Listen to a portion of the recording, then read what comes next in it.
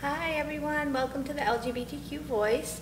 Tonight I am with Stacy Ryherzer. Is that correct, Stacy? It's kind of right. Almost. Well. Yeah, so tonight we're going to talk about holiday stress and holiday stress management. But before we begin that topic, I just want to acknowledge that today is Transgender Day of Remembrance. And this was started in 1999 by transgender advocate Gwendolyn Ann Smith as a vigil to honor the memory of Rita Hester, a transgender woman who was killed in 1998. The vigil commemorated all the transgender people lost to violence since Rita Hester's death and began an important tradition that has become the annual Transgender Day of Remembrance. So I just want to give you a few statistics about the number of individuals that were transgender individuals that have died due to fatal violence. In 2016, there were 27 deaths. 2017, 29 deaths, the most ever. In 2018, we're at 22 deaths. So I just want to take this time to acknowledge and remember those individuals that have died due to violence. And we will today talk about holiday stress and the impact it has on many individuals and how we can manage that stress. So welcome, Stacy. Thank you. I'm so glad to be here. Yeah, so let's talk about the holidays. Let's. So holidays brings up a time of a lot of expectations that we have on ourselves. So many. And that others have on us. And how do we manage that? What does the family dynamics look like for us, or lack of support? And how we're going to manage that stress and those expectations. So let's talk a little bit about some of the stresses. What are some of the stresses that come to mind around the holidays? Well, when we talk about stress, we want to begin by just really considering what this time of year is. And, you know, at the end of the year, we are moving toward the shortest actual day, the lowest amount of sunlight that we're having. So in New Bedford, Massachusetts, we're going to have just a little bit over 7 hours of sunlight on our winter solstice, which is the beginning of winter. And so, we're right now on our march toward that, as anybody in New England knows, you know, and throughout the northern United States, this is a significant issue because people do experience seasonal affective disorder. It really is a thing.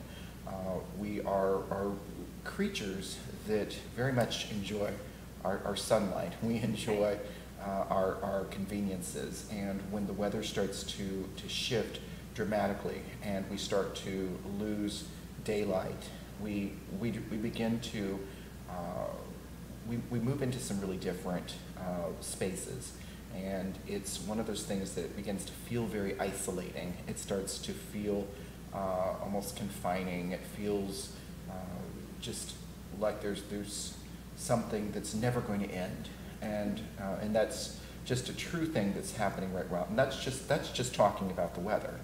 But when we're compounding that with the holiday season, there are, as you said, many things that go on. There are, of course, the stressors, the financial stressors, the obligations that people feel. There are so many instances, so many experiences of grief, because they think about, for those who have lost somebody, that this can be maybe their first holiday without the individual, maybe it's their 30th, but there's still a re-experiencing of all of that loss that comes back again and again and again. And so there are a lot of things that will reawaken during this period of time. Right. It's just the nature of what the whole season invites for people. And so we've got a lot of different kinds of things that can really happen for individuals. Going on. Sure there are. So when we go to work and when we leave work, it's dark out. Yeah. So where, you know, a month and a half ago, at 7:30, 8 o'clock, it's light out. We leave work now at 4:30, and we're in darkness. That's right, and that's a true thing. And you know, if you consider the fact that most working adults are going to be gone during that time, because people are getting up, you know, what they're getting up Right. 5:30, 6 o'clock. They're starting their day. They're rushing kids off to school in some cases, and then journeying on to work, and not seeing daylight. And then the daylight they have is oftentimes just covered in clouds, or the sun just does this boop over in the horizon. It's just like, hey, come back, I'm over here, And so it's those kinds of things. And so just being completely in darkness, and then trying to go and do the things that we normally do, like grocery shopping, and just the errands that one has to run, they're all a bit more challenging. Stores are more crowded, parking lots are more crowded, and so there's this added component that there's a bit of chaos going on with the whole thing. So it's now the land of darkness and rain, and chaos is thrown in there. Yes. Does that sound like a joyous season for who? For no one. And I think whoever is at the grocery store tonight, good luck to you. Everyone. Our thoughts are with you. Our thoughts are with you if you're at the store tonight. Yes. 2 nights before Thanksgiving. Yeah. So, just the thought of going to the grocery store alone is enough to give anybody added stress on the day before Thanksgiving, 2 days before Thanksgiving, the weekend before Thanksgiving. And so that's enough. Never mind, it's dark out, and you have to go to the grocery store, and you have to buy a bunch of food. Those who are shopping, cooking for family, or have to bring dishes, it's all that extra, and the extra people. And you're in a store with people who do not have joy in their hearts to be at the grocery store. Right. They are not feeling the spirit of the holidays. No, I didn't see one person at the grocery store when I was there that was really happy to be there. Not one. I was happy to be there. I actually went to the store today. I didn't go with you.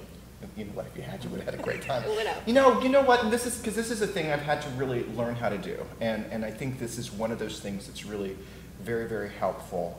And I have to tell you, I got this. I got this from Oprah Winfrey, so it's not like a Stacey original. But she said, I make an intention each day.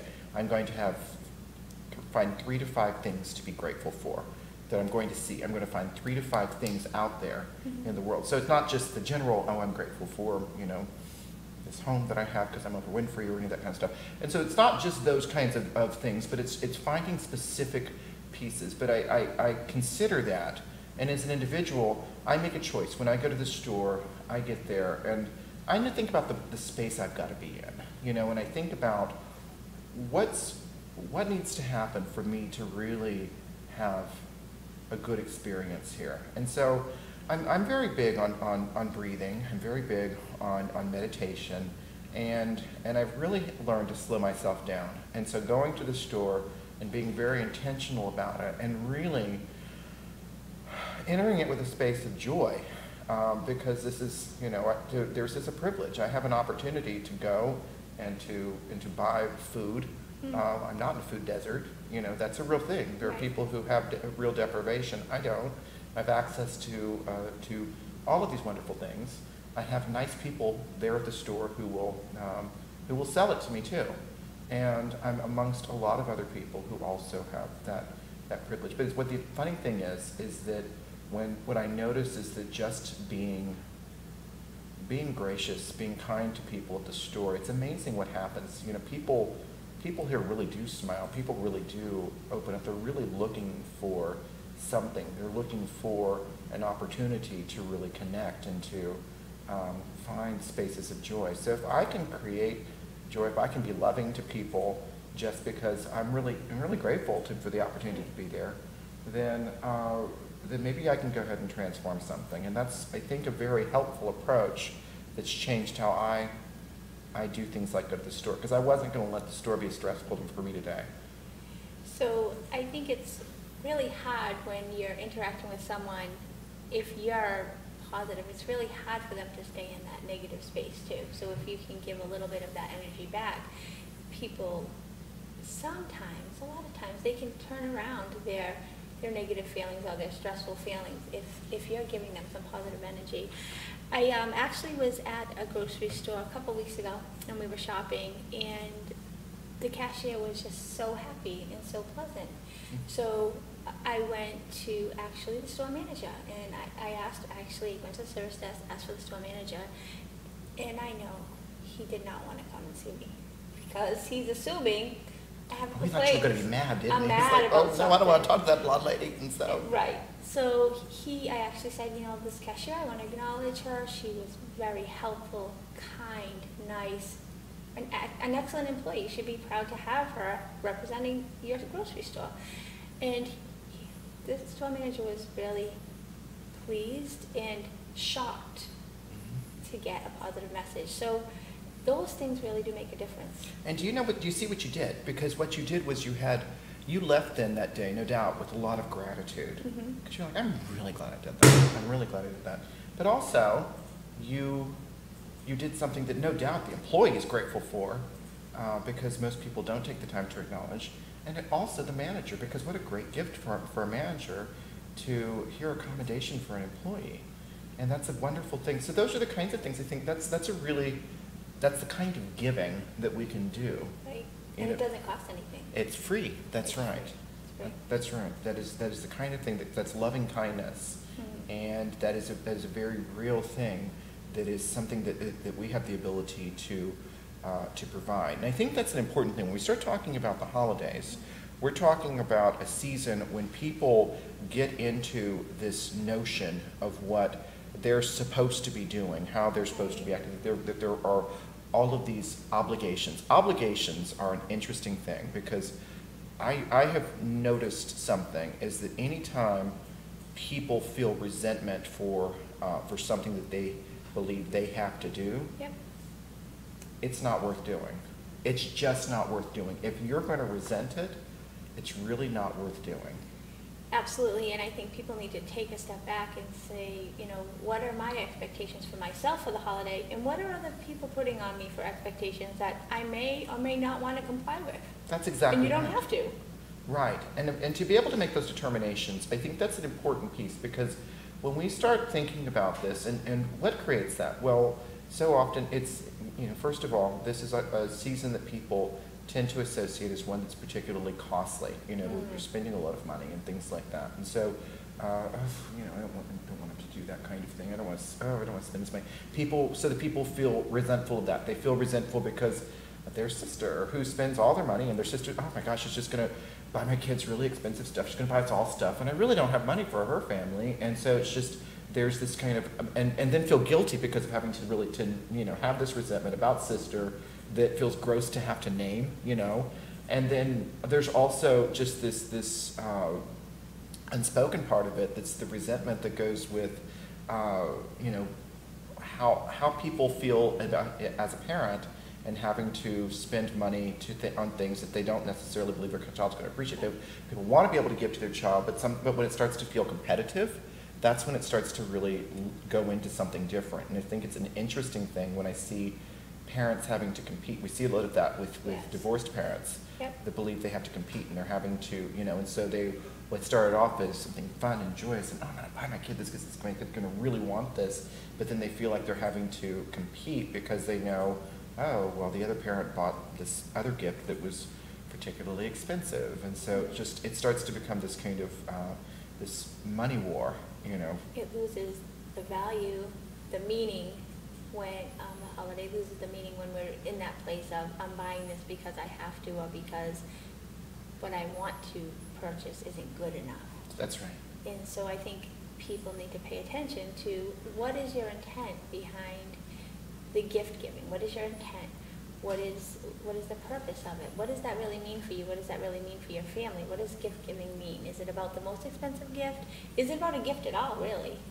What kind of gift is it? Now, that's a good thing that you just said, because I think about when people ask that question of, is my gift good enough? If they're really questioning that, and that's really what's going on in their head, there's the subtext of that. What they're really questioning is, am I good enough? That's the part that's really going on. That's the stuff that's really getting hooked. Right. And you see, this is what happens with the holidays, is that all kinds of inadequacy gets hooked for people that are in these kinds of situations, and that's where this resentment comes from, because it's just old stuff that's Right. there and that gets re-triggered, re-traumatized. It is, and if people, many people can go back to their childhood or their positive Christmas experience or whatever holidays you celebrate, and I don't think their most fun memory is about the most expensive gift that they received. No, that's the thing, and I think it's of help for people to be able to consider, what's going to make this really meaningful? What do I need to do? And so, and I think it's an opportunity too for parents certainly to be able to teach about, values. What do you want your kid to really walk away from? Right. What's the experience? What do you want the kid to remember 20 years from now? What do you want your child to learn about what the season is? But also, what do I need to do? What do I need to do for me? What do I need to do so that this is a season that I can really enjoy? And this is an interesting thing because there are some people for whom the holidays have never been an enjoyable season. Absolutely. And that is a fascinating thing because what's in like no other season, this one is all about memories because we do these things. We are so very, very much about tradition. This is the season when we've got all of these lights, all of the festivities, all of the same symbols of Christmas, the same music, the same shows, this kind of stuff, and it just brings back memories of a lifetime with this holiday and this period with which people have always struggled because it goes back to the family always fighting when they were kids, or they lost their parents when they were children, they were too poor, or to have the things that other people had, that kind of stuff. There's all that kind of stuff that comes up for people in this, and it's associated with these memories, and it's fascinating to me because during this time of year, unlike any other, we are very, very invested in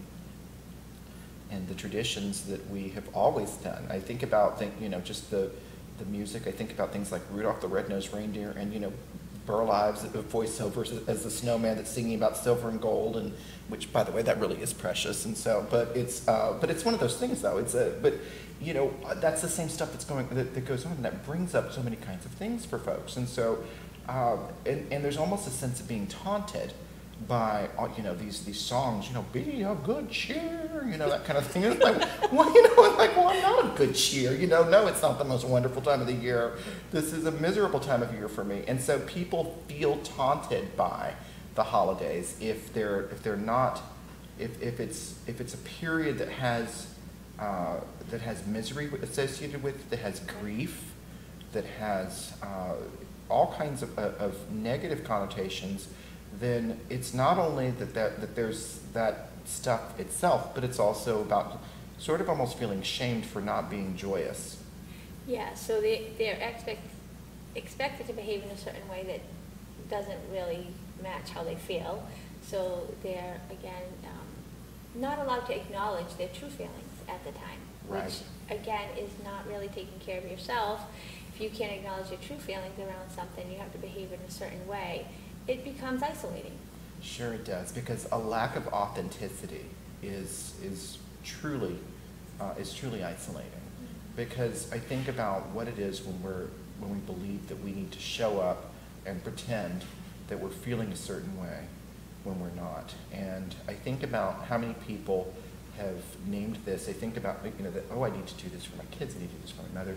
People have this belief that they need to show up and try to act as if it's meaningful, or it's something that it's not. And when I think about this as a situation for somebody who's grieving, and I think about people who have gone through losses. The first Christmas without someone, Yes. For those who are widowed, divorced, for those of us who have lost people, through whatever, our parents, our friends, our children, through whatever means, it is an extraordinarily difficult period, and that the challenge is to be able to name that in a way that really represents our truth, but also doesn't convey to people that we somehow are asking for pity or those kinds of things. And I think that's a thing that people really are challenged by as well. I think people try to balance, are looking for balance in supporting their loved ones who are still here, their friends, their family, and acknowledging that for them, and grieving for the people or person that's not there. And I think it's okay to acknowledge that, and I think sometimes we don't acknowledge that. We don't. And then we kind of try to overcompensate for that individual that's grieving. So we try to overcompensate and make it even more joyous time. And no matter what we do, if the grief is not acknowledged, it's never going to be a joyous time. No, and that's exactly right. And I think about the failure to acknowledge grief is a lot like this. If you know, if we think of a family as sort of just a four-piece band, and the four-piece band, let's say like the Beatles. So if the Beatles lost, if the Beatles lost John Lennon while they were the Beatles, well, they could still try and play their songs, but they wouldn't have their lead singer. And I think this is, or if they lost their drummer, if they lost whomever they lose. But let's think about that. So a family of four loses somebody, they're still trying to play the same songs in the same way, Right. and that's what tends to happen. So you lose one person, you lose two people, and you're still trying to play the same music. The music doesn't sound the same. Yeah. And so instead of being able to really acknowledge what this is, and what do we need to do now? Well, we've got, we're now 3, and we have a memory. What do we do to celebrate this person? How do we do this in a way that's really going to honor what's past and the person who's passed, and honor their living presence in our life? And what do we do with that? And so that we can go on, so that we can have joyous holidays. What do we need to do to create joy? But that's a very real conversation that I would love to have more families have. Yeah, absolutely. It's okay to acknowledge the old tradition and acknowledge the new tradition and what that looks like. And I think more people need to have that conversation so that they can get through the holidays and create what they want it to look like. Even with families who aren't grieving, right? Families who have holiday traditions. Sometimes we do things and it doesn't feel good. It's like we did this for 20 years and we have to do it because we've always done it. No, we don't. We can come up with a new tradition that feels good for us. And we need to acknowledge that and say, look, this is the new tradition. This is how we're going to do it if this feels good for us. Acknowledge when it doesn't feel good. I think a lot of times we bury it. It doesn't feel good, it doesn't feel good. But everybody wants me to do this because it's what we always did. This is what we always did. And I think it's important to say, this doesn't feel good anymore. And what makes sense now? What makes sense with who we are today? Right. What do I need to be doing right now? What's this you're going to do? And I think this is a piece that I think is really important, because I spoke earlier about resentment, and this is such an important theme in people's experiences. And I think this is one of those things that really comes up so much during the holidays. But what would it mean if each person out there, and y'all need to be doing this, be thinking about it, is if you were to think about if you were to make a decision to leave a resentment-free holiday season, what would that look like? What do I need to be doing to not have resentment? Right. What do I need to do not to have resentment about finances, about familial obligations, about whatever those kinds of things are? What do I need to do? Yeah, what does that look like? And there's no right or wrong answer. And I think we all have to own there is no wrong answer. What makes us feel good? What's going to make us get through that holiday? And enjoy it the best we can. And really own that we have the power to make those decisions. We feel, we talked about family. Let's talk about family. So there's family we want to be around. Maybe there's family we don't want to be around. Maybe, do we have to be around them? How do we get through that? What does that look like? I like it when we have these kinds of conversations about family and what works and what doesn't work, because I think about this, and this is one of those things that I see happen in families a lot, is that people have this notion that, every year we get together, we're at my sister's house, or whatever they do, and people are all together, and you know what I'm talking about. It doesn't just happen in the South, although Southerners really do this a lot, but it happens everywhere, where everybody's together, and then suddenly the gossip starts. Suddenly gossip? So suddenly it's, so you and I are in the kitchen, and okay, she's in the living room now, Did you see her outfit? Lean on in and girl, and Yeah. we start going back and forth and talk. That is a classic thing that happens. Absolutely. And meanwhile, there's nobody asking what's it like for the person in the living room who's very conscious of the fact that there are two people gossiping about her or him in the kitchen. Those are the things that happen. There are those weird dynamics. This is the part of it that becomes a challenge, is because we're painfully aware of our family dynamics. We know what we're stepping into, and so this is part of the challenge, is that even now we're starting to really have, oh my gosh, this anxiety about, Thanksgiving over there, or Christmas, where, oh my God, every year we have to go do this thing, and it's so tiring, and and people recognize that this is a major stressor in their lives, and that they're going to have to spend time.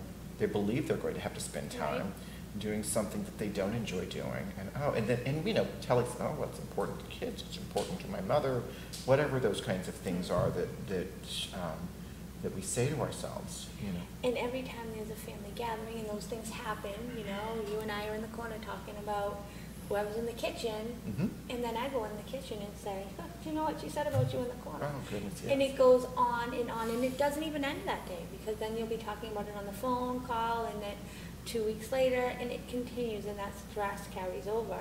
So I think we have to prepare ourselves.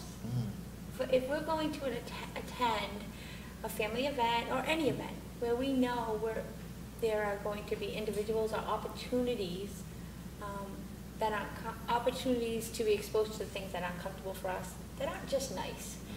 We have to prepare ourselves for that, acknowledge and accept that, if we're going to go there and be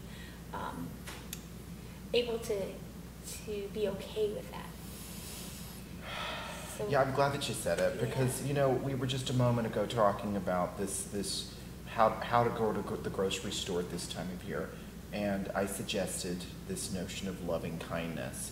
If I can be loving and kind to strangers at my neighborhood grocery store, and I can prepare myself by meditating, by just really focusing on my breath and just kind of spending some time in silence and doing whatever else I need to do. I play spa music in the car. It's quite nice, It's little pan flutes, dolphins, it's quite enchanting. Self-care. So, girl, I get to Shaw's and I'm like, okay, I'm ready to go. And so, take me to produce. And so, but I think about that. So if I can do that in a grocery store with strangers, why can't I do that with my own family? Why can't I do that? If I'm going to make a choice, to spend time with people, I get to make a choice in how I'm going to engage this space. And so I can move into this situation where there's this system where, of gossipy people and whatever else is there, whatever, when everybody has their own family systems dynamics, I get to make a decision about what I want to do with that. So, if it's happening, I don't have to engage it. I can make a decision not to engage it. I can make a decision that my sister isn't going to have control over me, that this situation that normally has me suddenly feeling like I'm 8 years old again, or 16 or whatever else is there dynamically, I'm not going to engage that, because you know what, I'm an adult now. I get to go ahead and show up on my terms, because you know what, I don't have to give power to somebody else and to allow them to control how I feel about myself or anything else. I get to go into this space and to be present and to engage it in a way that works for me and is respectful to myself, first of all, and to others I'm with. And, at the holidays, we're always accepting gifts. And these are the type of gifts, the negativity, the negative environment, the negative energy that people give up. We don't have to accept that gift. And we don't have to accept it. We can, just say, oh, that's fair, but this is where I'm at. So you don't have to accept, you don't have to go to that place with them. They can keep that energy to themselves. And we have to remember that, because it's really easy when we're feeling vulnerable to get defensive and attack back and get right down into that. But if we can remember, we don't have to accept that gift of negativity. We can do a lot more and we can do better at caring for ourselves. I love it, girl. Whenever you talk about the gift, like somebody wants to give you that funky gift, is what that is. I don't want that funky gift. Yeah, I don't want that funky gift, and so I don't want that funky gift, and that's a thing that we can all make a decision to say, which is I don't want your negativity, your whatever it is, your drama. I'm not going to take that on. That's not anything that's not about me, and that's an interesting thing, and I love owning that. I love recognizing it, even if it's your opinion of me. You know, RuPaul said my opinion is that RuPaul says other people's opinions of me are none of my business, and it took me a while to realize what that really meant. Right. But you know, I'm a therapist; I should know that kind of stuff. But I realized actually at one point I was like, that really is true. It really is true, because that's not really what comes into how I define myself, what I believe about myself. I hope that people like me, but if they don't, that's not really something I'm going to have control over. I hope that they see me in a certain way and are appreciative of my gifts or whatever I've got going on. But if they don't think I'm fabulous, then that's okay.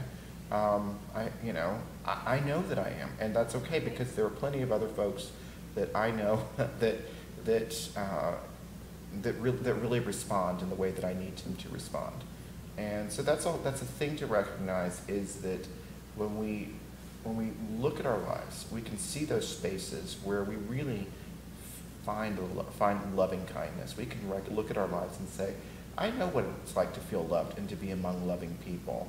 And perhaps if there is truly such acrimony in one's family, then maybe this is an opportunity to do what the LGBT community has done throughout our existence, which is to seek out our family of choice. Right. And to be with the people who treat us well, who love us. Maybe it's our family of origin, and maybe it's also our chosen family of friends. And that's important. That is important. And it's also, I wanted to mention, when you, again, back to those two people talking about the one that went to the kitchen, you can also give that gift. If you're one of those people sitting in the room and someone starts gossiping or saying negative comments, you can give the gift of love by you say, you know, I'm not engaging in this conversation, you know, and be that person that's going to promote positivity. You know, and just because somebody doesn't like somebody or who they are, or the way they dress, or what they wear, whatever, we don't have to allow that conversation to happen with us. Right? Mm-hmm. We can control ourselves in our conversation and say, you know, I'm not going to engage in that. I just don't want to. And when we sit and listen, we are allowing that person to give to us, even if we don't respond negativity. Oh, look at that. Okay. Yeah. And I think there's a decision that's made with that. Yes. That is a commitment that I'm going to be loving of that person, because I don't know what that other individual struggle is. I mean, maybe if we're talking about family, they may be people I've known my whole life, but I don't truly know somebody's struggle. I don't know what it's like to be in their head anymore. That's like for them to know what goes on in this head, you know, and so yeah. It's tumultuous, I tell you, but but those are the kinds of things that people, you know, people just have their lives and they've just done whatever they did, and they just go about them, and perhaps they make decisions I wish they wouldn't have. Perhaps they make decisions that are vastly different from those I've made. But I can look at that and say, that's just them living with circumstances that aren't mine, and I'm going to honor them for it, because it's probably a really big struggle for them to be here too, with these people that they know are talking about them. You know, yeah, absolutely. So let me just do a quick check-in. Let me see who's here. So, and I'll pick up my water there. Okay. So let's see. Hi, Mike. Hi, Shannon. My sister's here. She said the grocery store wasn't that bad today. I don't know what store she went to, but... Hi, Robert. The store we all need to be at, apparently. Robert says, I'm grateful for a voice in the storm. I am grateful to hear other voices. hello all. Oh, look at that cute stuffed turkey. Hi, Kelly. Shannon, my sister, never gossip, yeah. And Libby, imagine what a wonderful world this would be if we could live in peace. Yes, Libby, wouldn't that be amazing? So, hi everyone, thanks for watching. Let's see, so we talked a lot about family, talked about a little bit about grieving. Let's talk about eating, drinking, and spending too much money. Girl, oh, that's everything. It's Yeah. everything. It is a period when we just indulge, don't we? Right.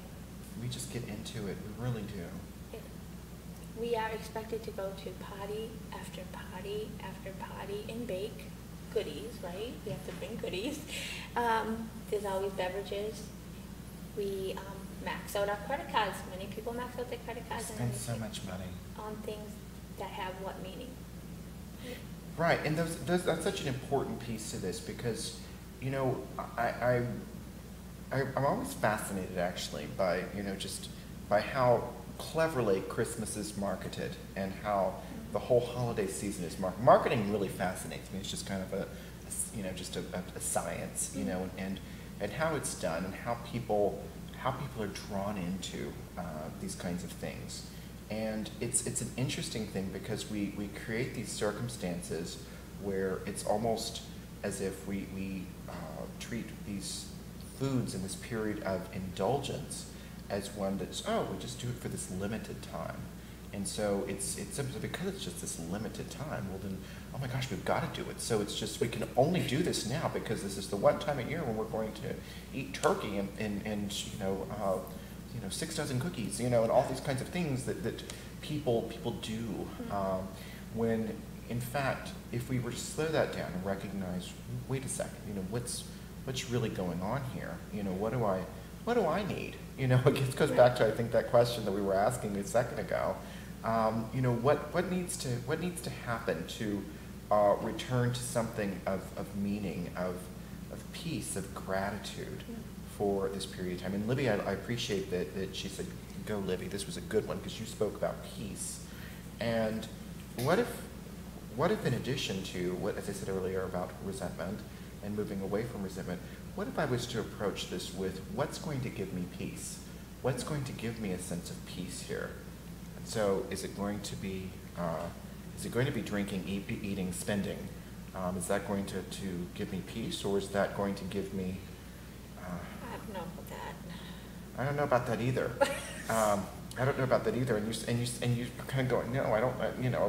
I don't think so. I mean, there's the immediate. Oh, it feels good to have been generous, for example, and that's a nice thing. You know, you say, oh my gosh, they're just going to love this, and sure, it costs too much money, but boy, am I really glad I'm just going to do this, and I'm really grateful that I'm going to do it. But if we think about that, and we consider all that goes into it, would somebody who loves me be grateful if they knew that I was sacrificing my financial well-being, my security, so that if, for example, something happens to my furnace in February that I'm not able to afford to correct because of what I did in December, how would that be for them? Well, they wouldn't want that. They wouldn't. I think there's the missing link there is honesty about what the expectation is and what we can afford as individuals, and do we live in a society where we have to present that we can afford to purchase these lavish gifts that have no meaning, and do we need to do that, and how is that impacting us, and does anybody even think about that in the moment when there's charging up that credit card and the bill comes in January and you're trying to pay it, and then February the furnace breaks? So I don't think your loved ones would want that, but are we transparent about, this is how I'm going to spend my holidays, and this is what I'm comfortable doing, this is what I'm comfortable spending, or even being honest with yourself, this is my limit, I have X amount of dollars to spend on Christmas, and fitting it in there.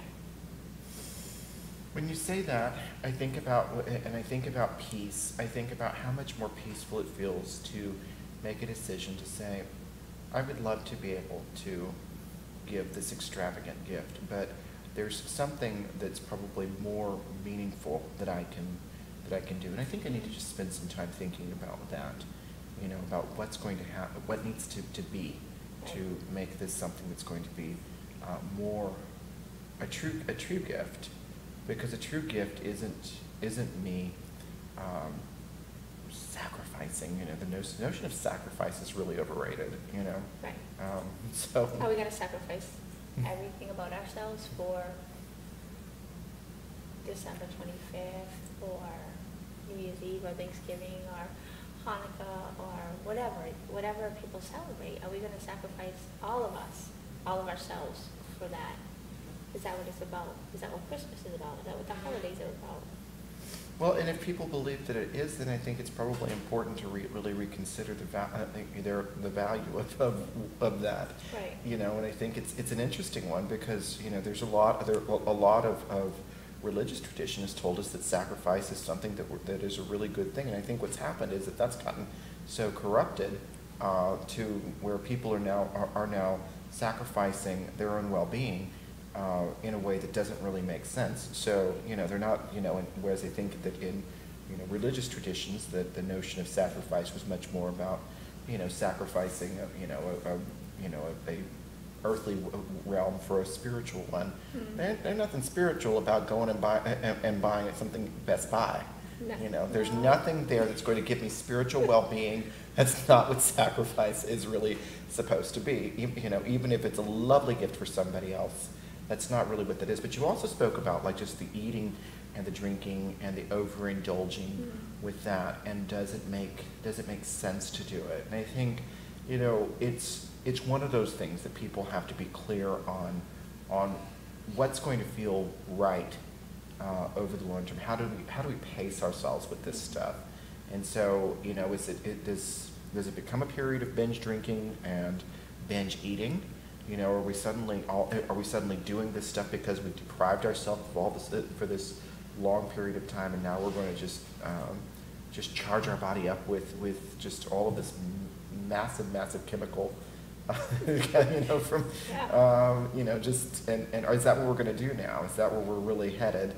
And is that where we're invested? And I think, again, it's one of those things. Are you doing it because it's what you truly want to do, and because it's going to give you, again, that sense of peace, fulfillment, that kind of stuff? Or are you going, again, are you going to feel guilty later on? Are you going to wish you hadn't done this later on? And I think it's always one of those things, and that's, a good conversation to have about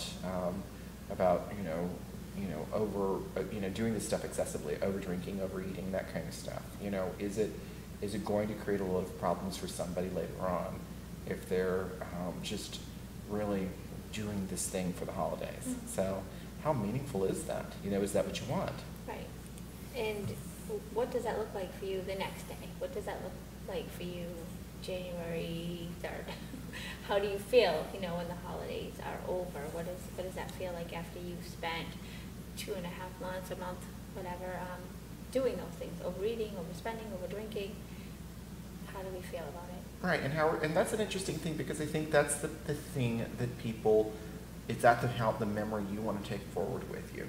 Is that what you want to remember about the holidays 2018? When so that next year, when we're coming into this season once again, are you going to be dreading it because of all the things? Because, oh my gosh, I maxed out, I gained so much weight, it was just the hangovers, all that kind of stuff, or worse yet, people, I was in almost an accident because I wasn't, right. I wasn't smart about it because I drank and drove, that kind of thing. Those are the kinds of things that I think people have to be clear on, is what's going to really create the lasting memory. What do you want? What do you want this to be? And how are we taking care of ourselves? Again, it's back to taking care of ourselves. If we're overeating, overdrinking, overspending, are we taking care of ourselves? Probably not. Right, and that's and that's an interesting thing. And so it's, how do we keep ourselves from doing that kind of stuff? And goes back to mindfulness and being clear, being peaceful with intent, and what's really going to be impactful in this moment. What do I need to do to have gratitude right now for what's going on in my life? What do I need to really do just to zero in on what's happening? What's fabulous about things right now? What's the good stuff that's just that's all around me? And how do I really, and how do I really bring that into focus? How do I continue to find fabulous things that are not about the commercialized version of Christmas as this limited limited season where I've got to do this right now. I better do it right now. If I'm going to really celebrate, if I'm going to have it. How do I do that? And those are the kinds of things that we have to really approach this with. There's a willful intention that has to occur where we make a decision and say, I'm going to approach this holiday season with peace. I'm going to approach it with mindfulness. I'm going to do this so that I leave it with gratitude. I'm not going to leave this season with resentment. I'm going to have gratitude. I'm not going to have resentment. So let's do a time check here. Oh, I don't have that much time left. So I want to talk a little bit about things we can do to help us plan. Let's look at that. Let's look at things we can do to help us plan. Help us plan and reduce some of our stress. We talked about acknowledging feelings. Acknowledge how we feel about a situation. Reach out to people when you need help. Right? How important is it to acknowledge I need help, I'm not feeling too good, I'm not emotionally, physically. Reach out, talk to people. Find your person, right? Find your person, whoever that is. Be realistic. This is so important. So we have all those events. One thing that we can do is take the time. I mean, look at all the events that you have to go to, all the expectations people have for you. Put them on a calendar. What does that look like? Is that something you can really do? Can you really attend all those events? Do you want to? Do you want to? Is it going to give me joy? Is it going to give me peace? Absolutely. And is it going to give me gratitude? Am I going to be so glad I did this and say, you know what? I'm glad I showed up for that. Or is there something that's going to give me more gratitude? Is there something that's going to help me feel more peaceful? And those are the things that I really, that people need to be asking themselves when they're looking at these overextended, impossible calendars. Mm-hmm. And that looks like a lot of things. I mean, there's for a lot of people, there are lots of holiday parties and those kinds of things. There are also 1,000,001 different types of holiday-related activities to do. I am forever saying one more thing about light shows and stuff like that. And I look at that and think, okay, what are the ones that I can do so that I'm not exhausting myself and thinking, oh, I've got to just experience and see, but that I can really go in and enjoy. What's going to be joyful? So, okay, well, I know that if I go and see some lights, I'll be happy. But do I need to do that on top of everything else? Do I need to overschedule myself so that this whole holiday season just becomes one big rush job that feels a whole lot like every other job versus something I move through as a space of willful intention and as something that really feels good and that really gives me a boost, Those are things to be considering here. Absolutely. And how good are we at setting our boundaries around everything around holidays? So if you're traveling to see family and the expectation is, oh, you're going to stay with us, but you just want to stay in a hotel room, right? You want to visit them, but you don't want to stay with them. Are we good about setting our boundaries? Are you good about, no, I'm not coming for the whole week, I'll come for 2 days. Or I'll come, but I'm not going to 25 different houses to visit. How good are we at setting our boundaries in a polite way, but setting them so we are taking care of ourselves? Again, we have to do that, and I don't think we're good at setting our boundaries. People are not good at setting boundaries, and I think, one of the things I've had to get really good in my own life is the power of no. Power of Now is a good book, by the way. Read it. But the power of no is one of those things. And what I've learned to do is that when there's an obligation that comes up or somebody asks me to do something, if there's any small part of me that's thinking, no, I said, let me give some thought to that. I don't immediately say yes anymore. And that's an interesting thing because so many of us are just huge people pleasers, and we want, the need to be liked is huge, oh my goodness, and so I don't want to say no, and so saying yes because it sounds like the right thing to do, and it's just we want to come across as gracious. Again, it's getting really hooked into other people's opinions of us. But learning that the power of no is really a good thing. And I've come to appreciate it. I get all up and cuddly with my no these days. I'm like, you know what? I like myself a no. And not because I'm trying to be feisty or sassy, although, well, those qualities are there too. But but it's just simply the thing that for me, I've come to recognize that by being able to say no, I really do pace myself, because I'm saying no to something that isn't right for me, that I just can't do. I'm just not wanting to do, and that's an okay thing. Absolutely. And acknowledging, when you're asked to do something or asked for something, and the last time you did that or something similar, did the yes feel good? Mm-hmm. Did it feel good? If Right. it didn't feel good, then why are we saying yes again? Because it's just going to create resentment. Yes. And this is a resentment-free holiday season. We That's already right. established that needs to be true.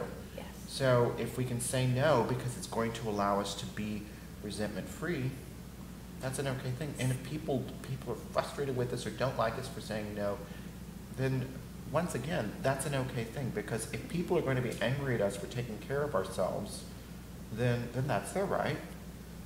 And ultimately, though, they're not the keepers of our physical, our mental health, our emotional health.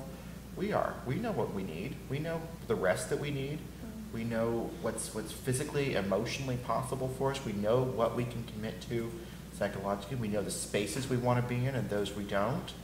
And that's the thing that is such an important piece to this, is that, hey, this really is, these are our lives. We get to make the choices here. We are choice makers. And owning our ability, our right to make a choice in life is one of the most profound responsibilities we can take as human beings. And I love it when people start to own their rights, their privileges as choice makers. And it's something that we all have. Right. We absolutely are the only people who know what is good for us. Right. No one else knows. No one else knows. No one else knows, and we need to advocate for ourselves, within ourselves. This doesn't feel good, I'm not doing it. This feels great, I'm going to do it again. And if we don't do that, no one else is going to do it. There's no one outside of us that knows what feels good, what makes us feel good, what's going to give us peace. That's right. And it's interesting because people listening to that might think, oh my gosh, that seems so self-centered. Isn't it interesting that the word self-centered is considered a negative connotation? Hell, if I'm not centered in myself, who else is going to be? Absolutely no one. There's only one person in here, and so somebody has to be aware of what her needs are, If it's not me, then who? Then who's going to be that person? I think about this as one who has a very, I'm very blessed with an extensive relational network. I'm surrounded by people I love, family of origin, family of choice. I have so many people to whom I'm responsible. I have students, I have followers. I'm grateful to have so many people, and I have responsibilities to them. But in order for me to fulfill any of those responsibilities, I have to be able to take the air mask and put it on myself and breathe. That's the thing that happens. We know that this is an analogy that we've all heard many times, is that whenever you're an airplane's going down, that's the first thing that somebody's supposed to do. That's what all the stewards tell us that we're supposed to do. We put our air mask on ourselves and then assist a child and somebody else that's with us. Because if we're not breathing, we can't help anyone else. That's exactly right. And so I have to do the things that are going to help, that are going to allow me to keep breathing. I have to remain peaceful. I have to remain centered. I have to do the things that are going to keep me out of resentment, because if I'm in resentment, then I'm not properly attending to any of these relationships to which I have responsibility. Absolutely. Absolutely. Let me check in one last time. See? Oh, no. almost out of time. Where'd the time go? Where does the time go? It's like you just know. the time flies around, having fun talking about holiday joy. Carol says, thankful for diversity and being who you are. Love, peace, acceptance. I love that's a great message. Hi, Nate. Sometimes we want to spend that time with family during the holiday season. Hi, Nate. Happy Thanksgiving to you. And hi, Shannon. Thank you, everyone. So we have to wrap up. Anything that you'd like to say, share, give advice on before we close about the holidays and caring for yourselves? The thing I will say is this, is that each of us has an ability to make choices, and I go back to that. And so I get to paint everything that's going on in my life. I get to look outside and say, this is a gray day, and to see the beauty in the gray. I get to see the beauty in the mist, in the rain. I get to see the beauty in the extreme cold, in the rawness of it. I get to see those kinds of things. I get to make the choices for myself that are real and right. And those are the things that's my responsibility every day. I get to choose that. And I also get to choose to find the things that are going to allow me to feel gratitude. I get to seek out things that are joyous. And again, 3 to 5 things that I can be grateful for, 3 to 5 beautiful things that I can see in the world. And if I seek those kinds of things out, it dramatically reframes my day. And that is a conscious choice that I can make every single day of my life. And if I do that throughout the holiday season, it's going to dramatically change. And so my recommendation to people is to be very mindful of this holiday season and to make it one of peace and gratitude. Thank you for that. Thank you for that, and thank you all. Thank you. I just want to, we have one event coming up, a fundraising event that I want to talk about briefly. Bridgewater State University is hosting a fundraiser at the 99 in East Bridgewater. I'm trying to find the date here. It is November 27th from 4 to 9. And again, it is 99 Restaurant in East Bridgewater, and that is sponsored by Bridgewater State University. Students are doing a fundraiser for the South Coast LGBTQ Network. If you're in the area, go out, say hi to them, and we'll see you there. Again, thank you, Stacy, for being here. It's always a pleasure. And Tracy will be here next week. She will see you all then. Thank you so much.